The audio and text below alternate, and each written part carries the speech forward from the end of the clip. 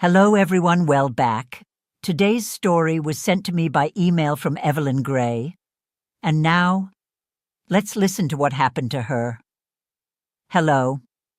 My name is Evelyn Gray, and what I experienced one day changed how I see everything.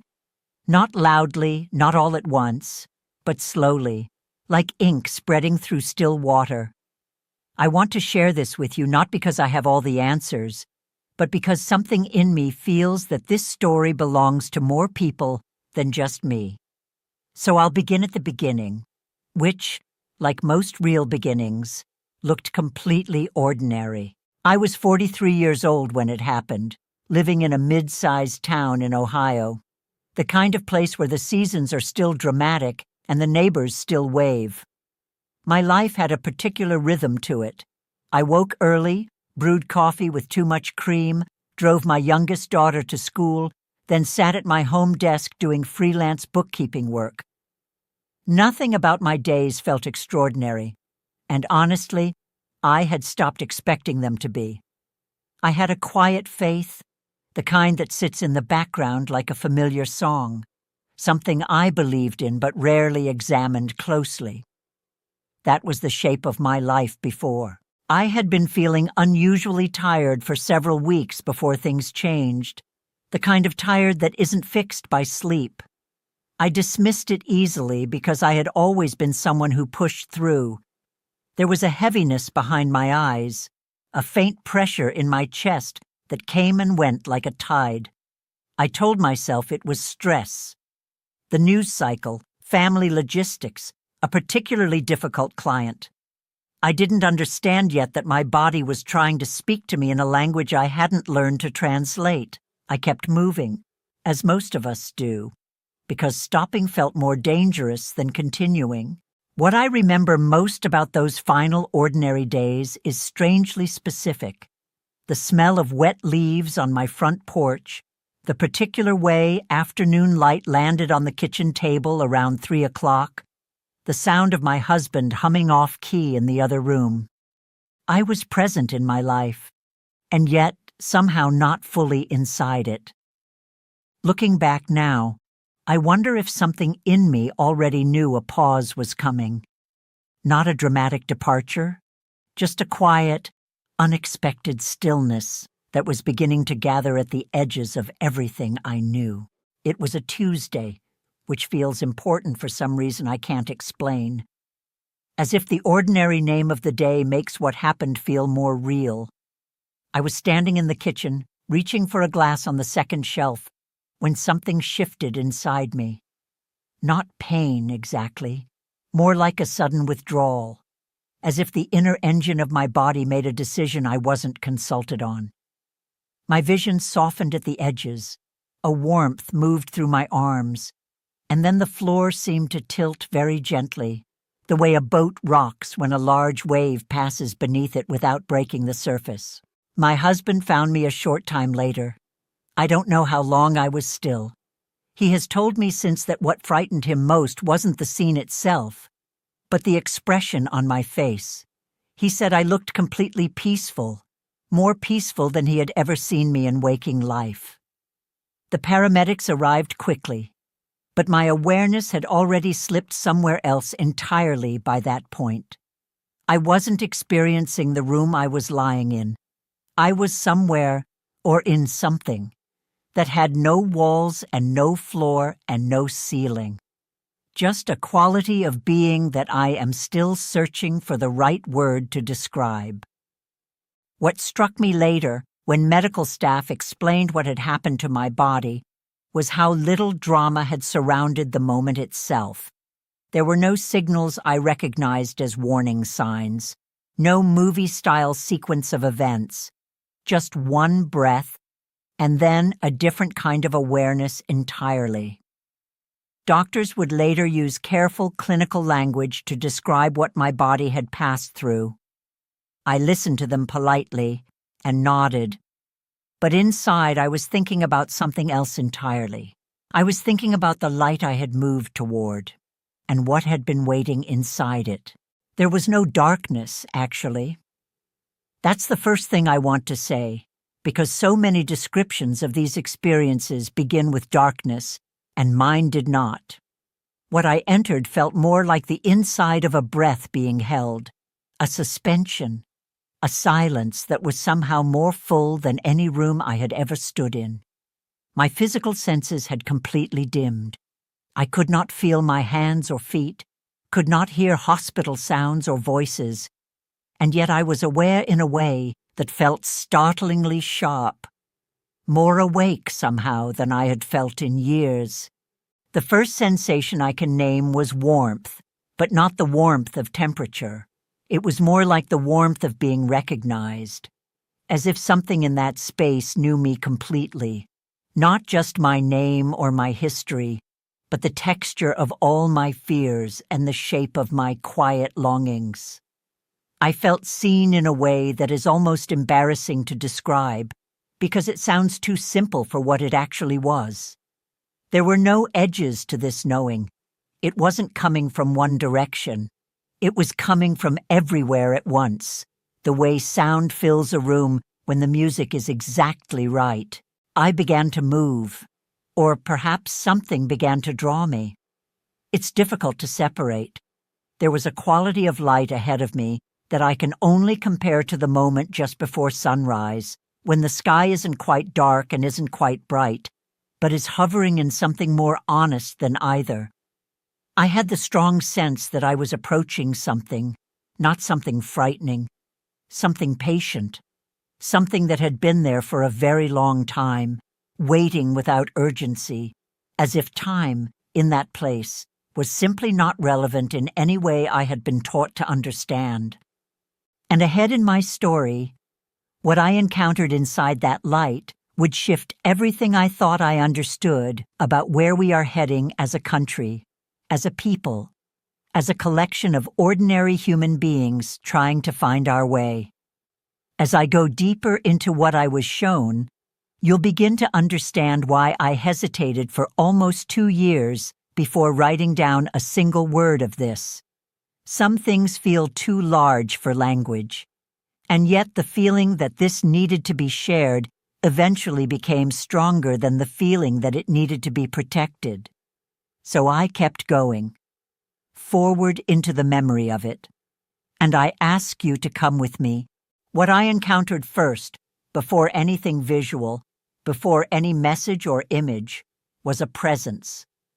I want to be very careful here because I am only able to describe my own experience, not make any claim about universal truth. But what I felt was a presence so fundamentally gentle, so entirely without judgment, that every tension I had been carrying in my body for years simply released. Not gradually, all at once. Like setting down a bag you've been wearing so long, you forgot the weight of it.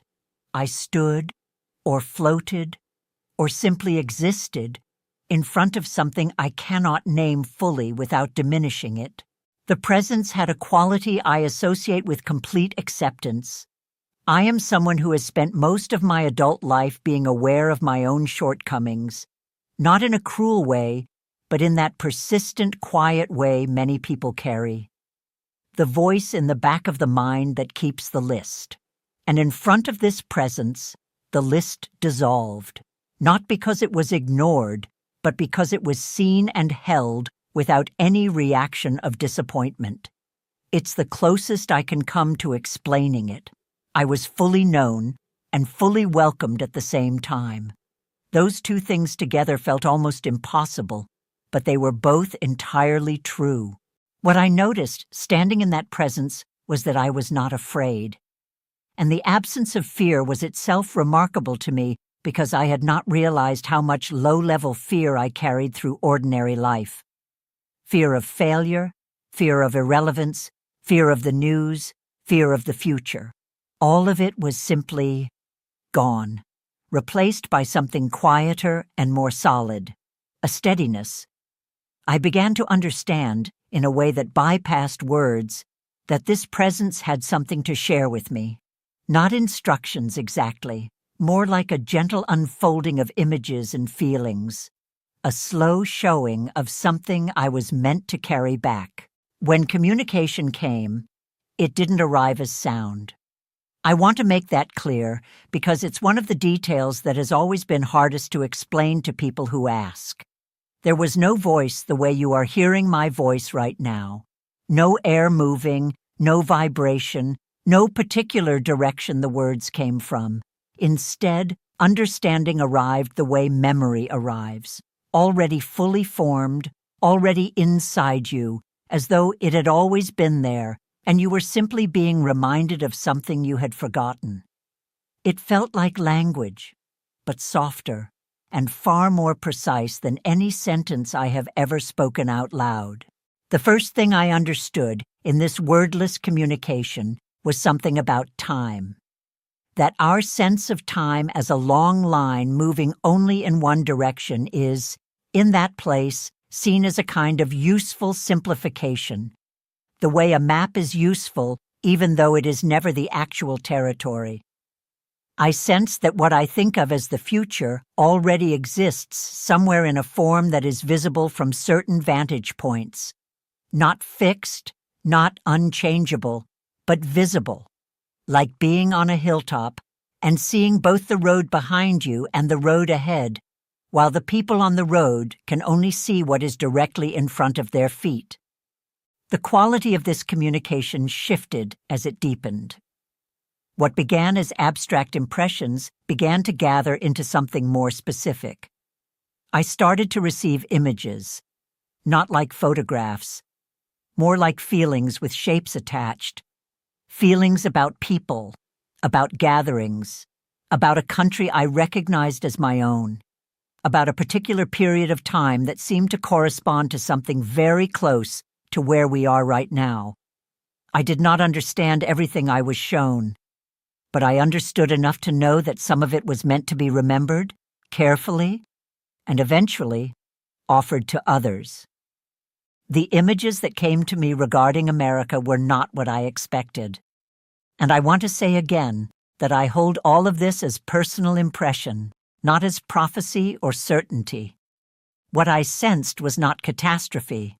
What I sensed was a crossroads, a genuine fork in a path, where the choice being made was not being made by politicians alone, but by millions of ordinary people in quiet moments.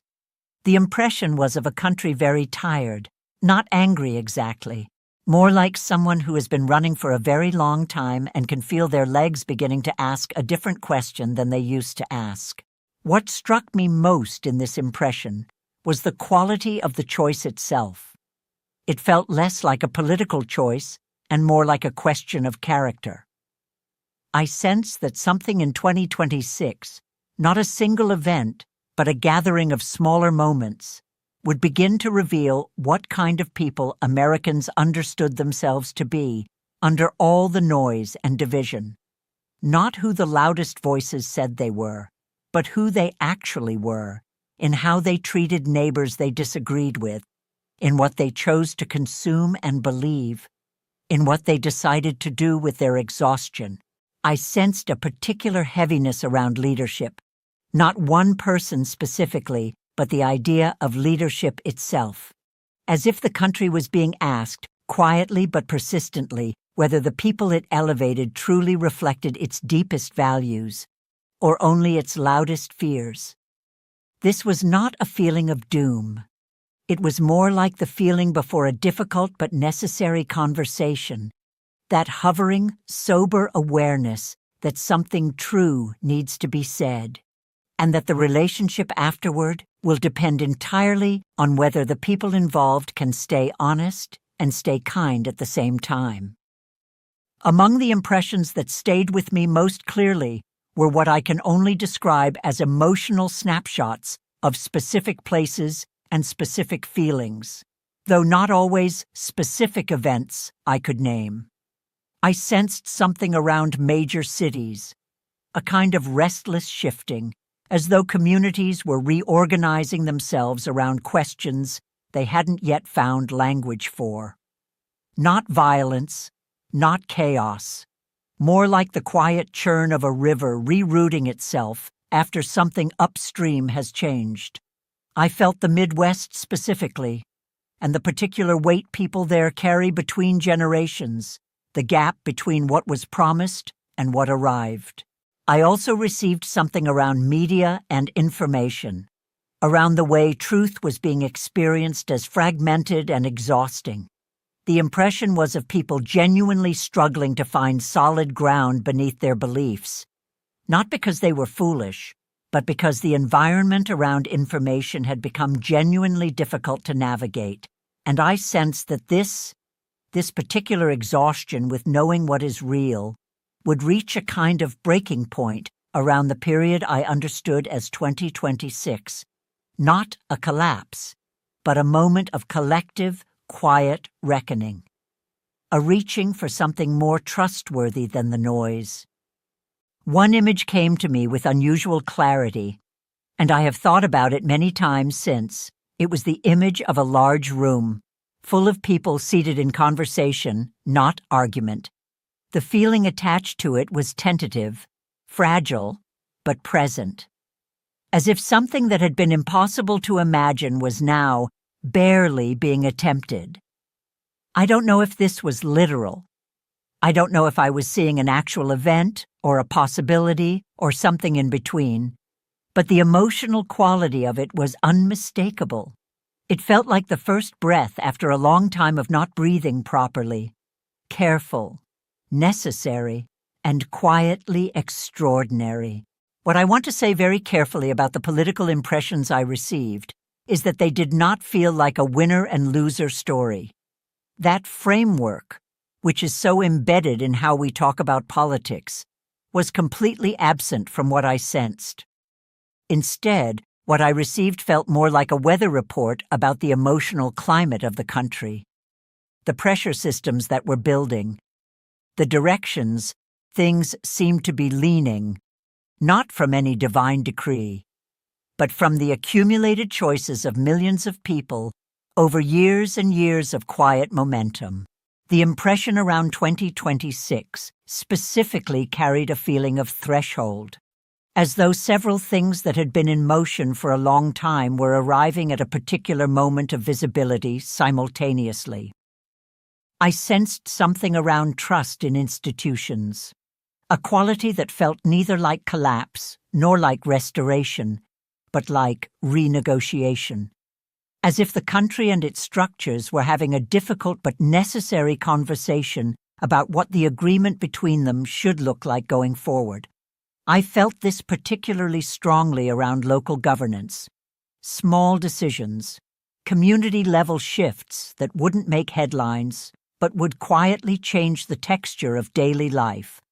I also noticed something I can only describe as a generational handoff beginning to occur in the energetic sense. Something shifting in terms of who was holding authority, not just formally, but emotionally. The weight of leadership was moving, not dramatically or all at once, but noticeably. And attached to this shift was a feeling of both grief and possibility existing at the exact same time.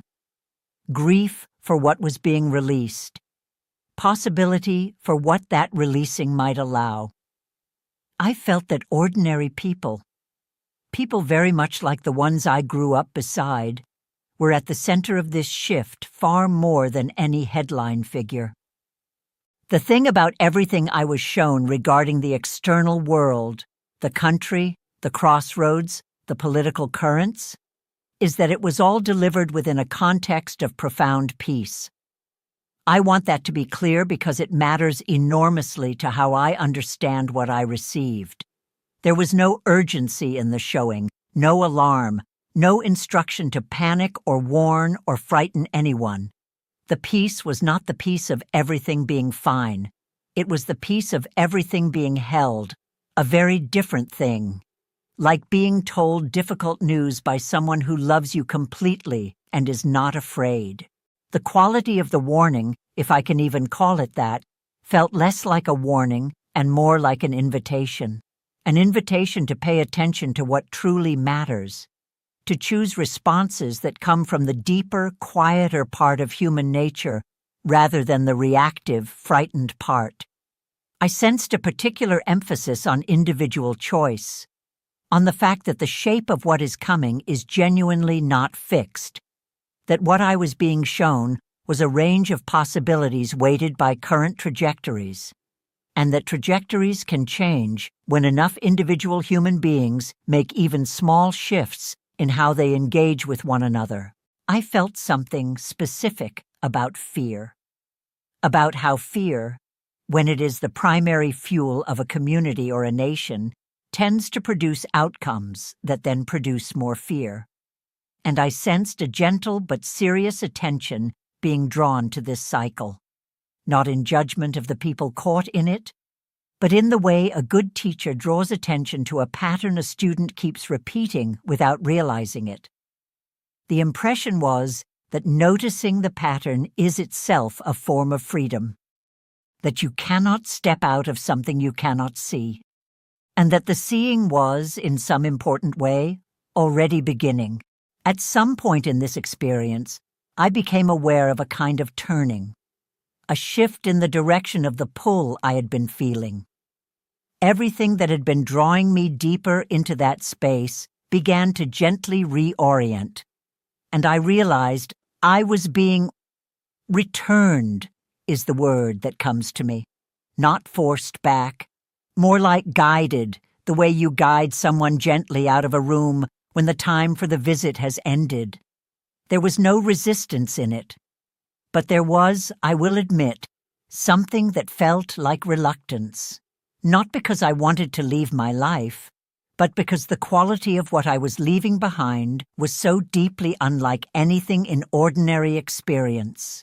The transition back was not instantaneous, or if it was, my perception of it was not.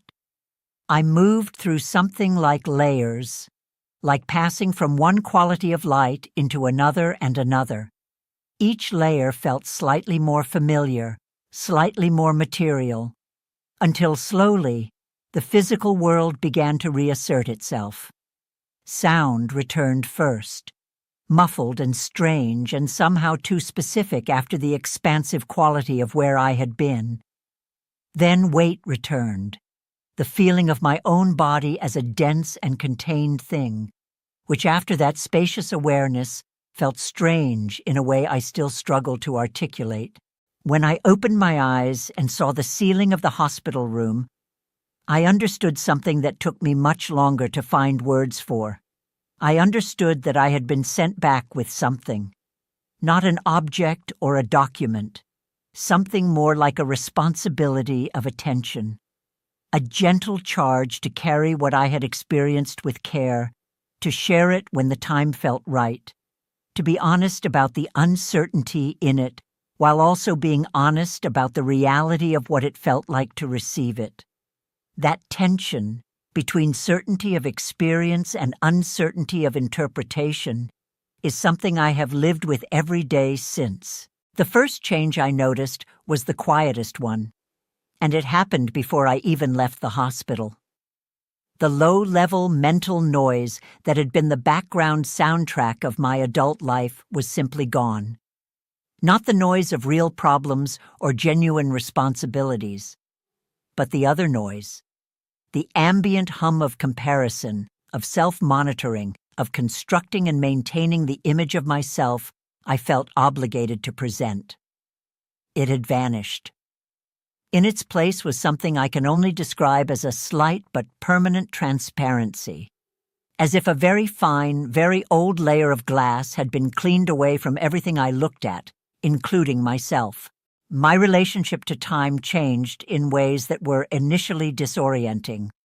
I found myself unable to feel the same urgency about future-oriented anxiety that had previously occupied significant portions of my mental energy.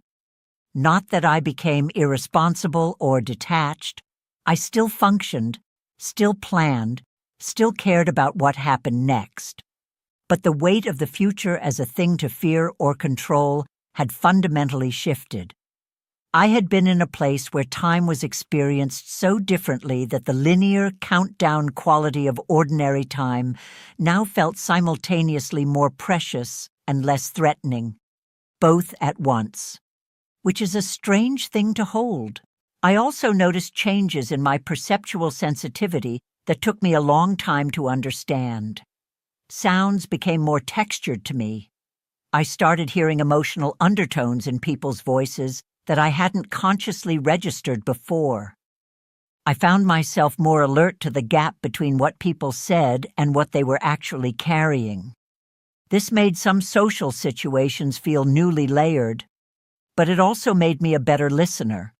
And listening, I had been quietly told in that other place, was one of the most important things a person could choose to do in the world I was returning to. My husband noticed first, as I knew he would. He is a quiet observer, the kind of person who says little but misses nothing. Within the first few days at home, he told me that being in a room with me felt different.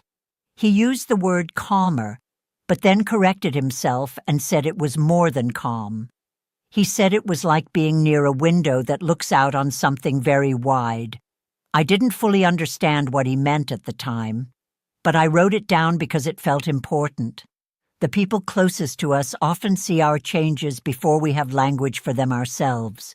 My daughter, she was 16 at the time, had a different response. She became initially more cautious around me, as though she was watching to see if this person who looked like her mother was truly still her mother. I understood this and did not take it personally. I tried to give her the ordinary things, the predictable rhythms, the consistent reactions, the familiar small jokes between us. And slowly, the caution softened. But one evening, she said something that has stayed with me. She said, "Mom, you don't seem worried about anything anymore. It's kind of weird, but also kind of nice." And that was more or less exactly right. Some friendships shifted. One or two people found the change in me unsettling, in the way that any significant shift in a person can unsettle those whose relationship with them was built around a previous version. I hold no difficulty about this. Relationships renegotiate when people change, and that is not a failure of the relationship. It's the honest working of it. What I found more unexpected were the new connections I began forming, often with people I would not have previously noticed or sought out, as though the change in my inner frequency was now attracting a different kind of resonance in the people who moved toward me. I have resisted, since returning, the temptation to turn what I experienced into a system or a prescription. I think that would be the most dishonest possible response to something that felt essentially personal, even in its universal implications. But I do think there are threads in what I received that belong not just to me, threads that feel relevant to the moment all of us are living in together right now. Not because I have special authority to say so, but because the experience itself seemed to carry a quality of being meant for more than one person. It arrived already shaped for sharing. The clearest thread is about attention, about where we collectively place our attention and what that act of attention feeds and grows. I sensed that the internal weather of a country is not separate from the internal weather of its individual people. That what millions of individuals feel in the privacy of their own homes and minds, their fear, their hope, their contempt, their kindness, becomes, in aggregate, the emotional atmosphere in which decisions are made and futures take shape. This is not a new idea, but I received it in that place as something urgent and close, not abstract at all. The second thread that feels important to share is about the value of what might be called quiet courage, not the dramatic kind, not heroism on a stage, but the everyday courage of choosing honesty in a small conversation, of choosing curiosity over contempt when encountering someone who thinks differently, of choosing to stay present with difficulty rather than seeking the nearest exit. I felt that these small choices, invisible to everyone but the person making them, were being counted somewhere, were mattering in ways that their modest appearance entirely concealed, were in fact among the most important things happening in the country at any given moment. There are things from the experience that I return to without having resolved them, and I've learned to be comfortable with this rather than troubled by it. One of them is the question of what I was actually perceiving and whether it is meaningful to try to separate the experience into verified and unverified parts. My mind wants to do that work, to sort and categorize and conclude. But the experience itself seems to resist that kind of sorting. The more I try to hold it still long enough to examine, the more I notice it shifting in the looking, the way certain colors shift depending on the angle of the light. I also find myself returning to the images about the country, about 2026, and the crossroads and the qualities of choice being made. I cannot verify any of what I sensed. I cannot tell you what specific events are coming or whether the convergence I felt is something that will be legible on a news ticker or whether it is something more subtle and diffuse.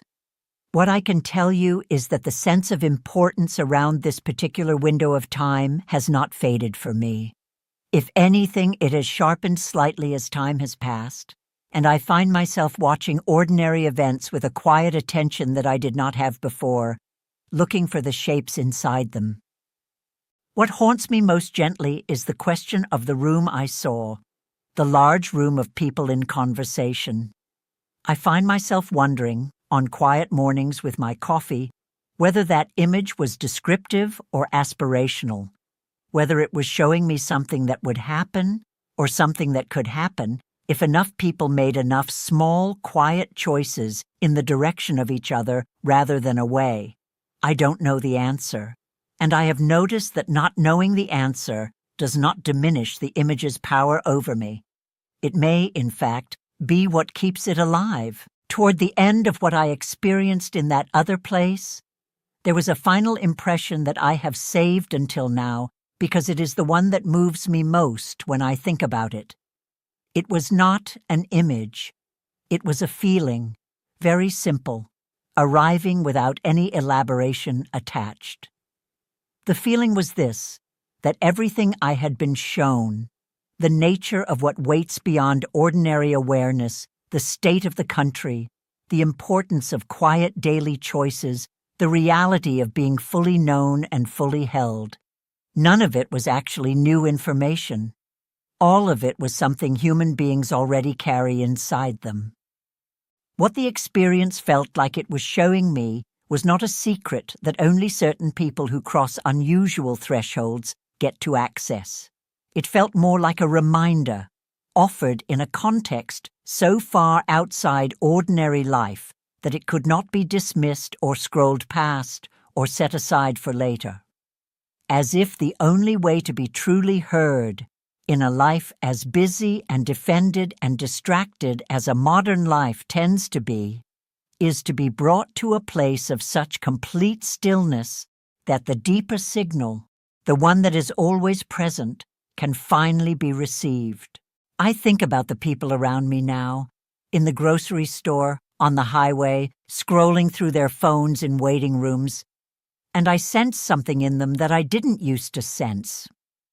Not that I can see into them, but that I remember from that other place that there is more depth to each person than their surface suggests, more awareness, more quiet knowing, more capacity for the kind of courage that looks small from the outside but is enormous from within. I think that capacity, already present, already real, already trying to surface in millions of ordinary lives, may be the most important thing about where we are headed. There are evenings now when I sit on the back porch after the house has gone quiet, and I let myself return to the edges of that experience without trying to enter it fully, just touching it lightly, the way you touch the surface of still water without breaking it. I am not the same person who reached for that glass on a Tuesday in the kitchen, but I am also still her, still the woman with too much cream in her coffee and a daughter who notices everything and a husband who observes quietly and says the true thing when it matters. What I carry now is less like a burden and more like a very soft, very steady light.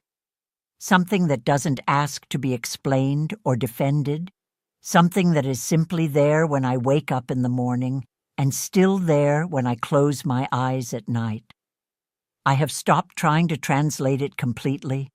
Some things live more fully in the feeling of them than they ever could in any arrangement of words. And sometimes, in the space just before sleep, when the day's noise has finally settled and the mind begins its slow release into the dark, I find myself back in that warmth, in that recognition, in that vast and quiet and completely unhurried peace. Not gone from it after all, just briefly somewhere else, visiting this beautiful, difficult, extraordinary world for as long as it needs me.